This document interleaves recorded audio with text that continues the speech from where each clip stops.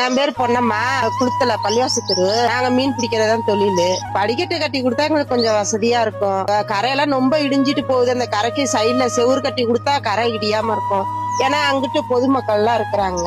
போக போக தண்ணி வர வர இடிஞ்சிட்டே வந்துருச்சுன்னா பைபாஸ் தாண்டி வந்துரும். கரை சைட்ல கரை கட்டி கொடுத்தா நல்லா இருக்கும். இங்கிட்டு படி கட்டி கொடுத்தா மக்கள் புழங்குறதுக்கு மக்கள் நல்லா இருக்கும். இந்த 2 வருஷத்துல ஒரு 40 மீட்டர் பக்கம் உள்ள வந்துருச்சு. கரை அங்க இருந்த கரை 40 மீட்டர் பக்கம் உள்ள வந்துருச்சு. இது கொஞ்சம் ஏதாச்சும் கொஞ்சம் கரும்புடா நல்லா வெளி பண்ணி கொடுத்துச்சுன்னா பரவாயில்ல, நல்லா இருக்கும். இப்போ லாலாப்பேட்டையில பாத்தீங்கன்னா ஓரத்துல அரைக்காம இருக்கிறதுக்காக கல்லு கொட்டியிருக்காங்க. அது மாதிரி இங்க ஏதாச்சும் போட்டு சரி பண்ணாங்கன்னா நல்லா இருக்கும். மணல் எடுக்கவோ இந்த கம்பி எடுக்கவோ வரல, விரவு வெட்டவோ வந்துகிட்டு இருக்கல. எங்களுக்கு தேவை குளிக்கிறதுக்கு வந்துகிட்டு இருக்கோம். முறையான பாதுகாப்பை இங்க அமைத்து கொடுக்கல. இங்க எந்த கர்மாதி கட்டடம் எப்படி இந்த நீர்ல கரைஞ்சு உளுந்துருக்கு.